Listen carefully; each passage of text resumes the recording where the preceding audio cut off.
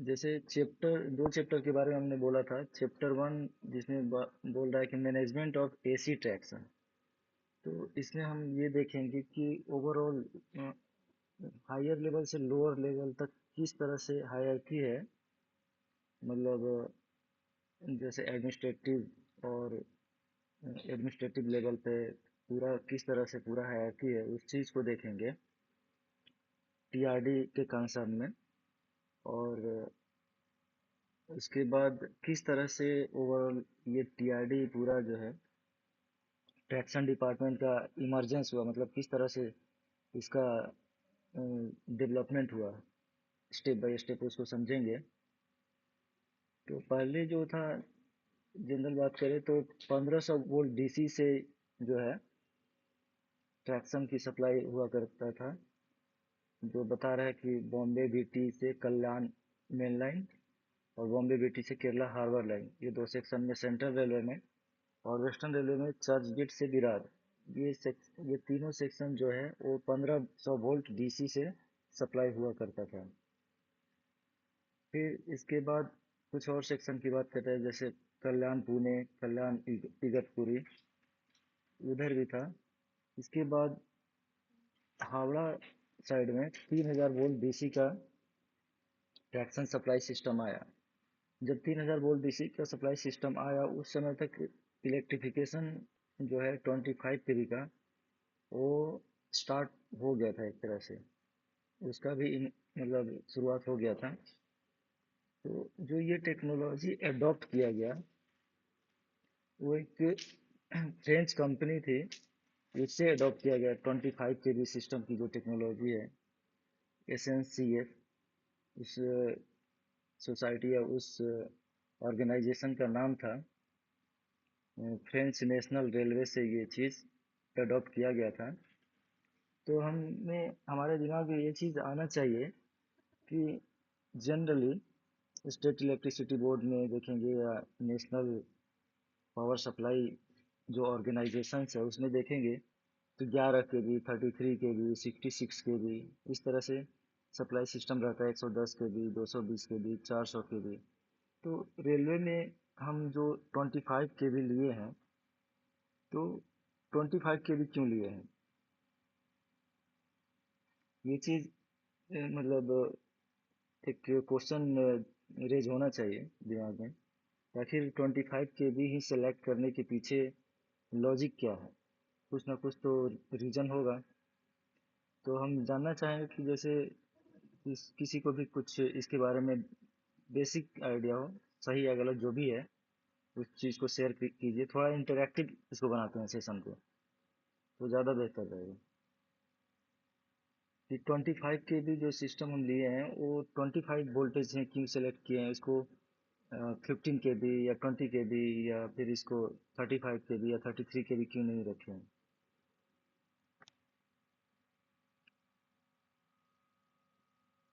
रविंदर जी, कुछ आइडिया है इसके बारे में?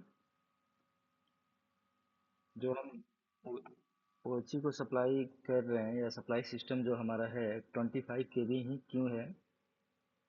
तो चलिए, कोई बात नहीं, नहीं है तो मैं इस चीज़ को बताता हूँ कि जैसे हम हमारा जो सिस्टम है ट्रैक्शन सिस्टम, वो स्टेट इलेक्ट्रिसिटी बोर्ड हो उसका सप्लाई सिस्टम, या जो नेशनल लेवल का सप्लाई सिस्टम है उससे बिल्कुल अलग है। अलग किस तरह से है?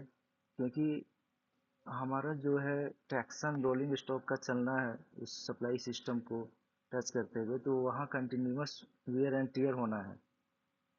ठीक है? तो उससे बहुत भिन्न है ये सिस्टम जो है ओएचसी का सिस्टम। उससे कंपैरिजन नहीं किया जा सकता। वो वोल्टेज वाइज सिर्फ नहीं देखना है हमें, हमें ये देखना है कि उसको हम उस सप्लाई सिस्टम को कैसे इस्तेमाल कर रहे हैं। तो हम लगातार पेंटोग्राफ को उससे टच करा के कनेक्शन कर रहे हैं, तो वियर एंड टियर हो रहा है। तो वियर एंड टियर हो रहा है, तो हमें कंडक्टर के साइज की तरफ ध्यान जाना जाना चाहिए कि कंडक्टर का साइज क्या होगा। जैसे वियर एंड टियर हो रहा है, तो कंडक्टर, ऑब्वियस सी बात है कि वो घिसेगा। जो हमारा कॉन्टैक्ट वायर है घिसेगा। तो उसको हम 20 mm या 30 mm रख दें, उसकी क्रॉस सेक्शनल एरिया तो कम घिसेगा। ठीक है, तो उसमें भी एक स्टडी किया गया कि कितना कंडक्टर का साइज रखा जाए इस वोल्टेज लेवल के लिए, कि उसमें कंडक्टर का वेट भी होगा तो उसकी वजह से सैग भी होगा। तो सैग होगा तो काफ़ी कंडक्टर नीचे आएगा, मिड स्पैन में कंडक्टर वो है काफ़ी नीचे आ जाएगा। और हमने एक चीज़ और बताया था कि जो वोल्टेज अगर ज़्यादा होगा तो करंट कम होगा, करंट कम होगा तो उसके लिए पतला कंडक्टर चाहिए, और वोल्टेज कम रहेगा तो करंट ज़्यादा रहेगा तो उसके लिए कंडक्टर का साइज ज़्यादा चाहिए। तो ये सारी एस्पेक्ट को देखते हुए पूरे मतलब जैसे ये स्टडी जो है इंडिया में नहीं हुआ, ये 25 के भी सिस्टम पहले से ही चल रहा था, कंडक्टर का साइज पहले से ही सिलेक्ट किया गया था। तो जहाँ भी ये चीज़ हुआ था, जापान में चाहे जर्मनी में चाहे फ्रांस में, तो ये सब चीज़ें कैलकुलेट करके ध्यान में रखते हुए कि क्या एक स्टैंडर्ड साइज रखा जाए कि हर एक चीज़ जो है मतलब हर एक चीज़ का ख्याल रखा जा सके उसमें, कि कंडक्टर का साइज भी बहुत ज़्यादा ना हो जिससे कि सैग बहुत ज़्यादा हो जाए, या फिर बहुत पतला भी ना हो क्योंकि उसमें वियर एंड टियर होना है। ये 25 के भी एक्सपेरिमेंट के बाद, सारे एक्सपेरिमेंट के बाद ये पाया गया कि 25 के भी अगर सप्लाई सिस्टम रखा जाएगा तो कंडक्टर का साइज जो है वो भी अचीव हो जाएगा रीजनेबली, और उसमें जो सैग और ये सब चीज़ें आएगी उसको भी काउंटर किया जा सकता है। तो यहाँ से ये कंसेप्ट आया। बाकी बहुत सारे लोग अलग अलग मतलब बिल्कुल एकदम इलॉजिकल रीजनिंग देते हैं, लेकिन मेन रीजन जो है वो यही है कि रिसर्च के बाद यही चीज़ आया कि 25 के भी सिस्टम जो है अडॉप्ट किया गया, मतलब इंटरनेशनली। इसके बाद इंडिया में उसको लिया गया। तो ये कारण है 25 के भी सिस्टम का। अब हमारा फ्रीक्वेंसी तो जो है हमारा सेम ही रहेगा, क्योंकि हम जहाँ से भी सप्लाई ले रहे हैं उसकी फ्रीक्वेंसी उससे मैच करनी चाहिए। तो ये हमने बात कर लिया कि 25 के भी सिस्टम जो है उसका कहाँ से ओरिजिन हुआ, कैसे आया, उसी को क्यों रखा गया। ये सब चीज़ें मतलब डायरेक्ट क्वेश्चनिंग में आए या न उस वो वहाँ ये इम्पोर्टेंट नहीं है, लेकिन इनकेस अगर इंटरव्यू वगैरह में पहुँचते हैं तो वहाँ ये चीज़ बहुत इम्पोर्टेंट हो जाता है। तो अगर उसमें से जितना बताया उसका अगर 20-30% भी अगर आंसर कर पाते हैं तो सामने वाला समझ जाएगा कि इसको एक्चुअल पता है चीज़ें। तो ये रीज़न था। दूसरा बात करेंगे कि अभी तक इलेक्ट्रिफिकेशन जो है रूट किलोमीटर 31/3/2022 तक वो 52,247 किलोमीटर, करीब करीब 53,000 किलोमीटर जो है इलेक्ट्रिफाइड सेक्शन है। हाँ पंकज जी बोलिए।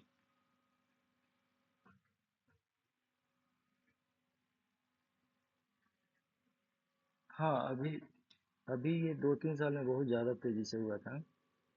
तो उसको शेयर कर,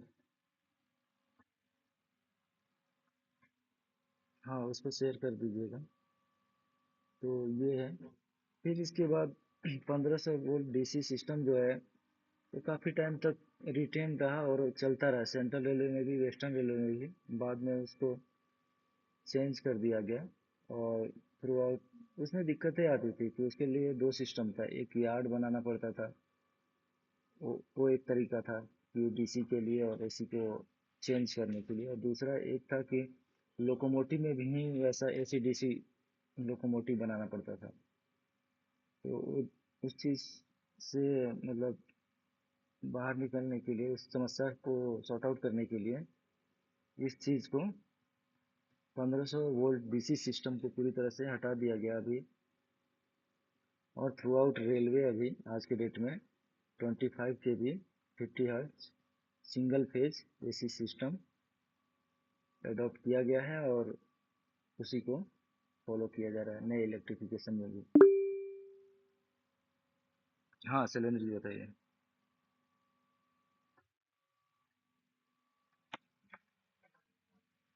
हम्म।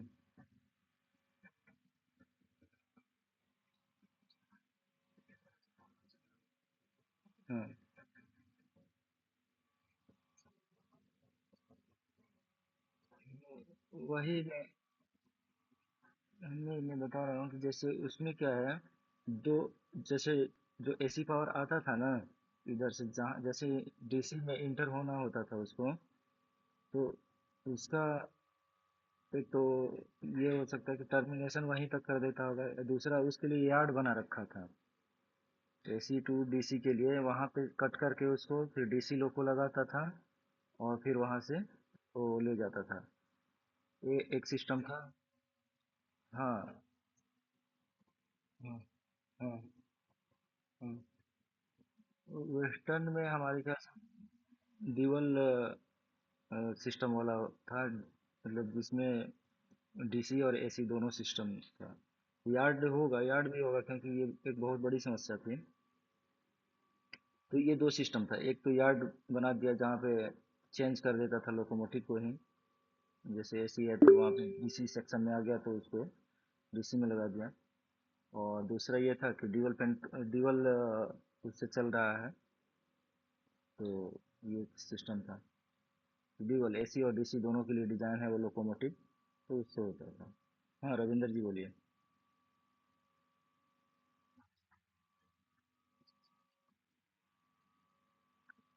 ये हमारे ख्याल से मतलब 25 के भी जो है चक्रधरपुर साइड में जो है उसी तरफ वो था। हाँ हाँ एक, हाँ हाँ हाँ वहाँ एक, हम्म हम्म। हम्म, हाँ हाँ हाँ उधर ही हम लोग गए थे।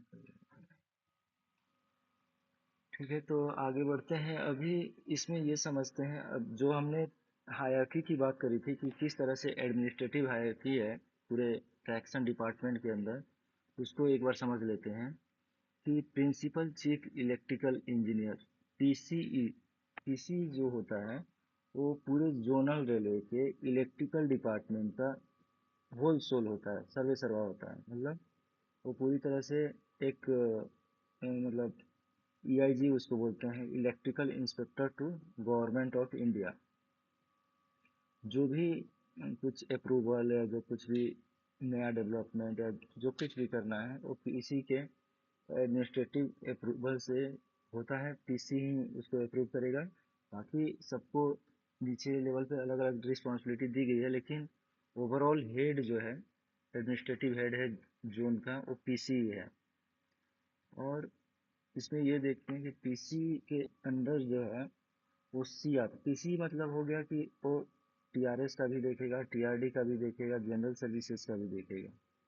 मतलब इलेक्ट्रिकल से रिलेटेड जो भी है उस सबका जो है रिस्पॉन्सिबल पर्सन, एडमिनिस्ट्रेटिव हेड जो है वो पीसी ही है। इसीलिए बोला जाता है इसको EIG, electrical inspector to government of India, railway के अंदर। तो ये क्वेश्चन यहाँ से डायरेक्ट पूछता है। और फिर इसका जिक्र किया गया है कि PC also function as electrical inspector to the government of India, और ये डिफाइन किया गया है section 36 clause 1 of Indian electricity act 1910। इस चीज़ को भी ध्यान रखना है कि इंडियन इलेक्ट्रिसिटी एक्ट 1910 के सेक्शन 36 क्लॉज 1 में इस चीज़ को जिक्र किया गया, इस चीज़ को बताया गया है। अ, ये बात हो गई। तो हम हाईलाइट जो किए थे, हाईलाइट करने का यही था कि बहुत सारी चीज़ें जो है, मतलब अननेसेसरी हर एक चीज़ पर ध्यान नहीं देना है, जो जो इम्पोर्टेंट चीज़ें हैं उसको फोकस करना है। तो यहाँ से क्वेश्चन डायरेक्ट पूछा जा सकता है, या इंटरव्यू के लिए ये सब चीज़ यूजफुल हो सकता है। इसके बाद सारे टेक्निकल मैटर में जो है सीनियर डिविजनल इलेक्ट्रिकल इंजीनियर जो होता है वो डिविजनल हेड होता है, और वो पीसी को रिपोर्ट करेगा। जो पीसी को डायरेक्ट रिपोर्ट करेगा, मतलब डिवीजन के अंदर अपने डिपार्टमेंट का, जैसे मैंने बताया पीसी हो गया, पीसी को सपोर्ट करने के लिए उसके असिस्टेंट के रूप में सी होते हैं। सी जो होता है वो अलग अलग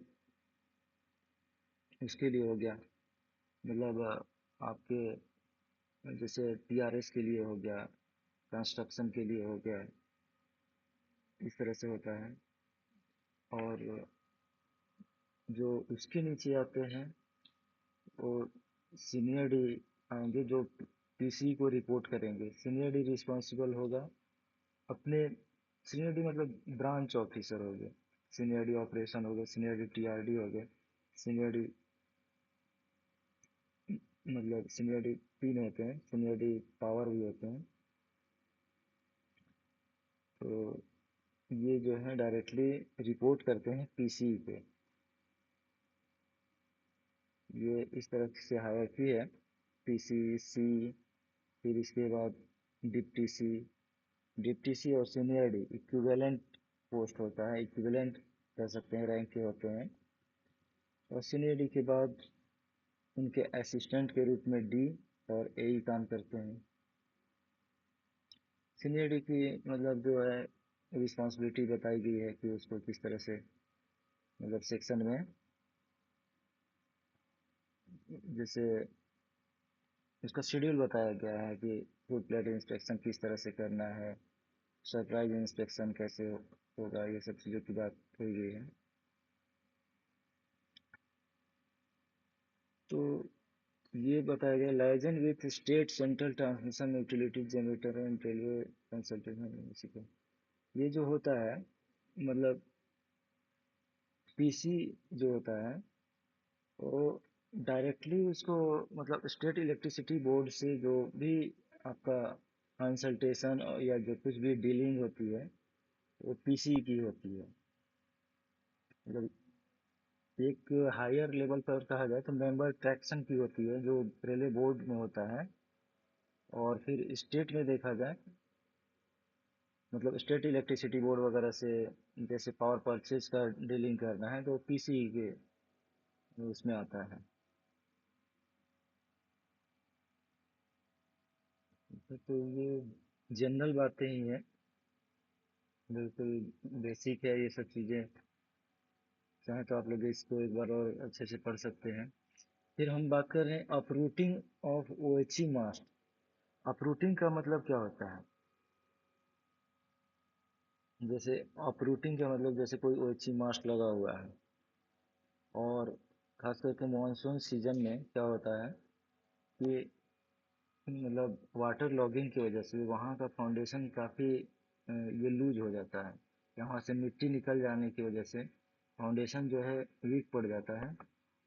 और फाउंडेशन कमज़ोर होने की वजह से लोड ऑलरेडी है उस मास्ट पे, तो फाउंडेशन के साथ साथ ही वो खंभा टिल्ट हो जाता है और उसका फाउंडेशन बाहर की तरफ निकल जाता है। तो उसको बोलते हैं अपरूटिंग ऑफ ओएचई। ये टर्म टर्म को जानना बहुत ज़रूरी है। कुछ टर्म जो है उस टर्म को समझ लेना बहुत ज़रूरी है, क्योंकि वो टर्म टर्म पूछ देता है उसका मीनिंग पता नहीं रहता है तो कई बार हम गलत आंसर कर देते हैं। तो अपरूटिंग ऑफ ओएचई मास्ट का मतलब ये होता है। इसके बाद हम आते हैं डिवीज़न में। जोनल की बात कर लिया, पीसी और ये सब चीज़ें। डिवीज़न में आते हैं तो for administrative purpose the BRM functions under direct control of the general manager but is responsible to PC for efficient functioning. मतलब इसका कहना है कि डीआरएम जो है वो तो रिपोर्ट करेगा जनरली जीएम को ही, लेकिन उसका मतलब पर्टिकुलर जैसे पीसी है, सी है, पीसी हो गया इलेक्ट्रिकल डिपार्टमेंट का, सी हो गया इंजीनियरिंग डिपार्टमेंट का, तो उसको भी रिपोर्ट करना है। पीसी जो है वो हाई रैंक है डीआरएम से, तो पीसी को भी रिपोर्ट करना है उसके ब्रांच के रिगार्डिंग जो कुछ भी चीज़ें है, मैटर है, तो वो पीसी को या सी को भी रिपोर्ट करेगा। कौन? डीआरएम। फिर इसके बाद बात करते हैं duties of senior divisional electrical engineer. जो सीनियर टीआरडी की जो ड्यूटी है वो क्या है? Senior TRD is the officer in immediate charge of the tax and मतलब टैक्स एंड डिस्ट्रीब्यूशन डिपार्टमेंट जो है उसका इमीडिएट इंचार्ज की बात करें तो वो कौन है? Senior TRD. मतलब वो डिविजनल हेड हो गया टीआरडी डिपार्टमेंट का। मतलब जो कुछ भी मेंटेनेंस से रिलेटेड हो गया चीज़ें, या फिर नए कंस्ट्रक्शन हो रहा है, नया मॉडिफिकेशन हो रहा है, या कोई स्पीड अपग्रेडेशन हो रहा है, नई टेक्नोलॉजी आ रही है, तो उस चीज़ के लिए डिवीजन के अंदर टीआरडी के अंदर सीनियर डी ही रिस्पॉन्सिबल होता है। ये बात कह रहा है। या कुछ नया अपग्रेडेशन हो रहा है जैसे ओसी के अंदर, पीएसआई के अंदर, या आरसी इक्विपमेंट के अंदर, तो इसके लिए सीनियर डी टीआरडी रिस्पॉन्सिबल होता है। ओवरऑल कोऑर्डिनेशन जो है, मतलब डिविजनल लेवल पे वो उसको बना के रखना है, उसको किसके साथ? ऑपरेटिंग के साथ, और अलग इंजीनियरिंग डिपार्टमेंट के साथ। किसके लिए? तो पावर ब्लॉक अरेंजमेंट के लिए। मतलब जैसे हमारा मेन फोकस होता है सीनियरिटी का, जो एक बेसिक बोला जाए तो उसका काम हो गया मेंटेनेंस एक्टिविटी। मेंटेनेंस एक्टिविटी के लिए क्या चाहिए? पावर ब्लॉक चाहिए। पावर ब्लॉक के लिए क्या है? कॉरिडोर मार्जिन डिफाइन होता है। कॉरिडोर मार्जिन का मतलब क्या होता है कि उस मार्जिन में आपको ट्रैफिक कंट्रोलर को ब्लॉक देना ही देना है। डिफाइन रहेगा कि नाइट में 12 बजे से 2 बजे तक का अपलाइन में कॉरिडोर मार्जिन है। इसी तरह हर एक सेक्शन का अपना अपना कॉरिडोर मार्जिन डिफाइन रहता है। पैसेंजर गाड़ियों, एक्सप्रेस गाड़ियों को देखते हुए ये हेडक्वार्टर से निकलता है कॉरिडोर मार्जिन। तो ये सब जो काम है सीनियर डी लेवल का काम है, पहले से ही ये सब चीज़ें की स्टडी करके और हेडक्वार्टर लेवल से कॉरिडोर मार्जिन निकलवाना, और इंजीनियरिंग और ऑपरेटिंग डिपार्टमेंट से कोऑर्डिनेशन बना के रखना, ये सब सीनियर डी के फंक्शन में आता है। इसके अलावा ये बोल रहा है कि at least one current collection test in a year throughout his jurisdiction on main line. मतलब सीनियर डी को वैसे तो करेंट कलेक्शन का शेड्यूल जो है वो 3 महीने का है, मतलब साल में 4 बार होता है, लेकिन करेंट कलेक्शन के दौरान साल में एक बार सीनियर डी को प्रेजेंट रहना है। लोकोमोटिव के अंदर जो करेंट कलेक्शन का जो पूरा सिस्टम रहता है ओलिवर जी, तो उसमें एकम्पनी करना है सीनियर डी को भी पूरे सेक्शन में मेन लाइन पे एक बार मतलब उसको एकम्पनी करना है। मतलब सीनियर डी के मतलब ये रिस्पॉन्सिबिलिटी में बोल रहा है। इसके अलावा कह रहा है detailed inspection of traction sub station, switching station and other power supply and RC installation, in particular protective gears once in 6 month. इन सारी चीज़ों का 6 महीने में एक बार इंस्पेक्शन जरूरी है। ये एसीटीएम बोलता है कि सब station, switching station and other power supply और आरसी के जो इंस्टॉलेशन है उन सब चीज़ों का भी इंस्पेक्शन करना 6 महीने में एक बार ये सीनियर डी के रिस्पॉन्सिबिलिटी में आता है। फिर इसके बाद बोलता है careful preparation of the budget for traction distribution section and control over expenditure for operation and maintenance. मतलब ये एक तरह से एडमिनिस्ट्रेटिव हेड है टीआरडी डिपार्टमेंट का। तो इसको इस बात का भी ध्यान रखना है कि पूरा बजट प्रिपरेशन जो है अननेसेसरी एक्सपेंडिचर नहीं होने देना है। इस चीज़ का भी जिम्मेवारी इसी के ऊपर है, सीनियरिटी के ऊपर। जैसे कि अननेसेसरी ट्रांसफ़र जो होता है उसके ऊपर क्वेश्चन होता है हेडक्वार्टर से या मतलब डिवीज़न से, तो वो नहीं कर सकता है सीनियरिटी। तो अननेसेसरी ट्रांसफ़र होने से एक्स्ट्रा एक्सपेंडिचर बढ़ता है, फिर टीए वगैरह पे वो लगाम लगा सकता है। तो ये सब चीज़ें जो है, फिर जो कुछ मेंटेनेंस में खर्चे जो आ रहे हैं वो कम कर सकता है, कैडर पे उसका वो कर सकता है।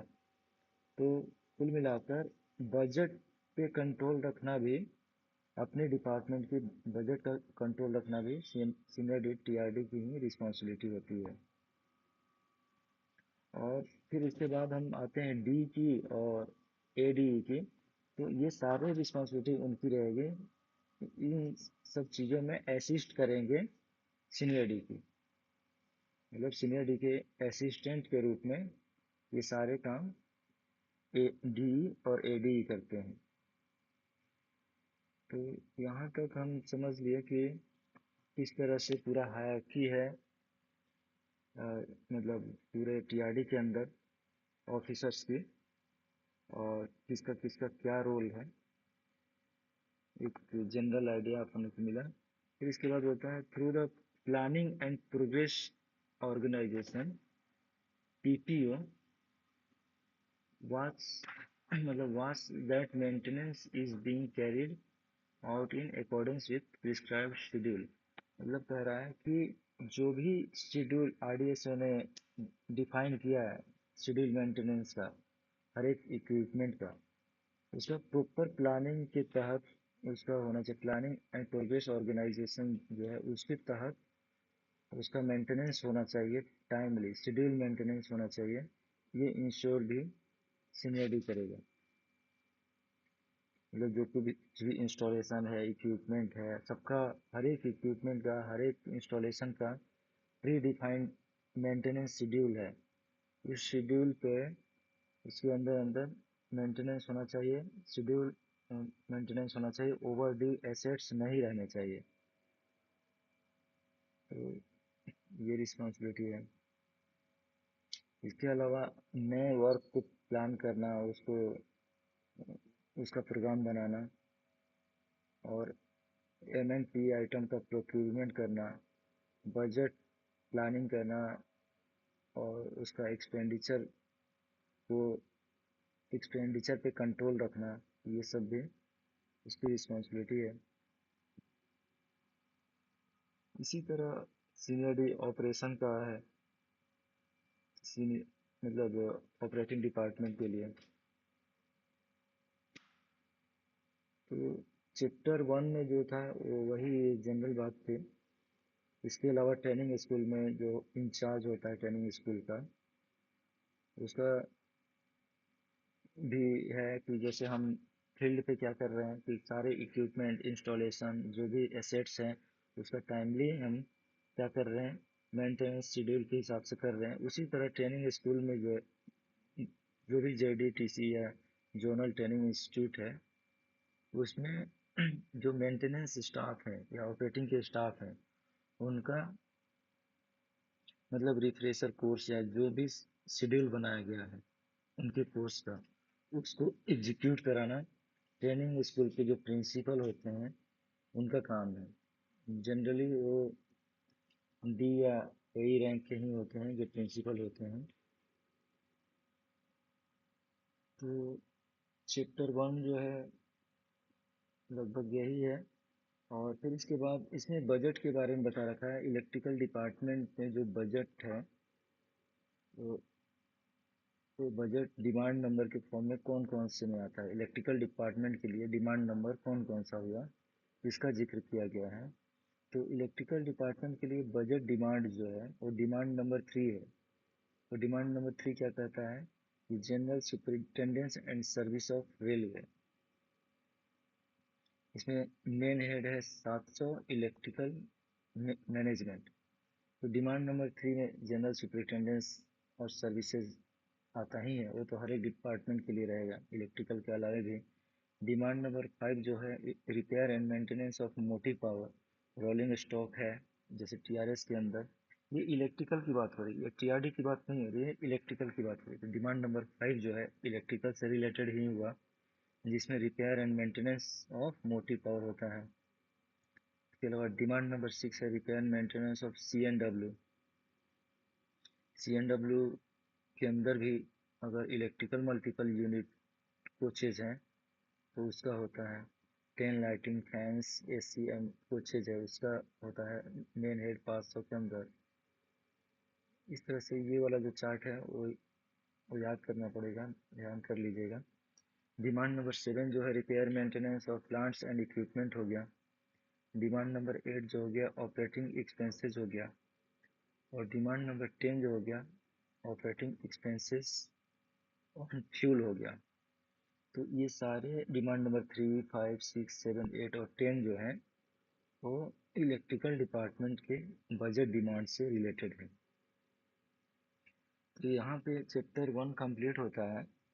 इससे रिलेटेड किसी भी तरह का मतलब क्वेरी है तो आप लोग पूछ सकते हैं। और हाँ पंकज जी बताइए।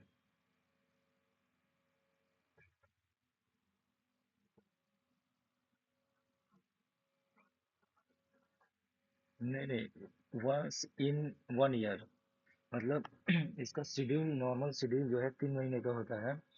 लेकिन इस एसीटीएम के हिसाब से साल में एक बार एक कंपनी जरूर करना चाहिए, सीनियर डी को करंट कलेक्शन टेस्ट जरूर करना चाहिए। एक कंपनी क्या करंट कलेक्शन टेस्ट करना चाहिए। अब ऑब्वियस सी बात है current collection test senior D नहीं करेंगे।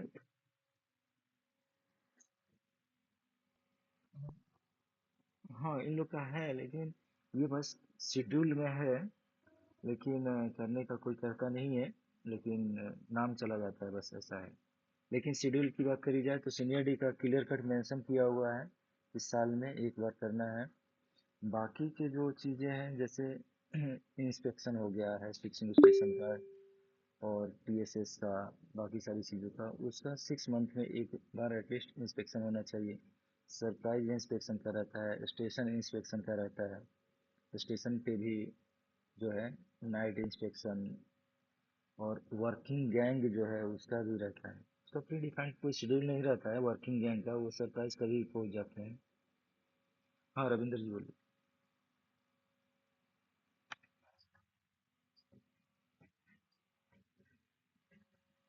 नाइट में ही हो सकता है। नाइट में ही हो सकता है। नाइट में करने का रीज़न यही है कि करंट कलेक्शन टेस्ट क्यों करते हैं। इसलिए करते हैं कि हमारा जो ओएचई सिस्टम है उसमें जो स्टैंडर्ड है, जैसे हमारा जो कॉन्टैक्ट वायर है बिल्कुल स्मूथ होना चाहिए, कहीं पे भी ट्विस्ट नहीं होना चाहिए या घुमावदार नहीं होना चाहिए। ठीक है। घुमावदार कब हो जाएगा, मान लीजिए किसी पत्थर से किसी ने मार दिया वहां पे, या किसी भी तरह का चीज हो गया, या फिर एक्सेसिव प्रेशर आ गया पेंटोग्राफ का तो वहां पे मुड़ गया वो। इस तरह की चीजें होने से घुमावदार हो गया, तो वो एक रीजन हो गया। फिर दूसरा ओवरलैप अगर डिस्टर्ब हो गया है आपका, उस वजह से आपका जो ओची का स्टैंडर्ड है वो चेंज हो गया है। या कहीं मान लीजिए ड्रॉपर का जो शेड्यूल रहता है उस हिसाब से नहीं है, तिरछा हो गया है ड्रॉपर, तो वो कैसे पता चलेगा। तो नाइट में करेंगे करंट कलेक्शन तो पेंटोग्राफ पे क्या है हेवी स्पार्क मिलेगा। और वो जो सॉफ्टवेयर है वो हेवी स्पार्क को लोकेशन के साथ में और किस किस लेवल का स्पार्क है वो बता देता है। तो वो स्पार्क नाइट में ही विजिबल होता है ना, इतना स्पार्क जो है नाइट में ही वो चमक दिखेगा शाइनिंग। तो इसके लिए उसको नाइट में करते हैं। हाँ झूमर जी बोलिए।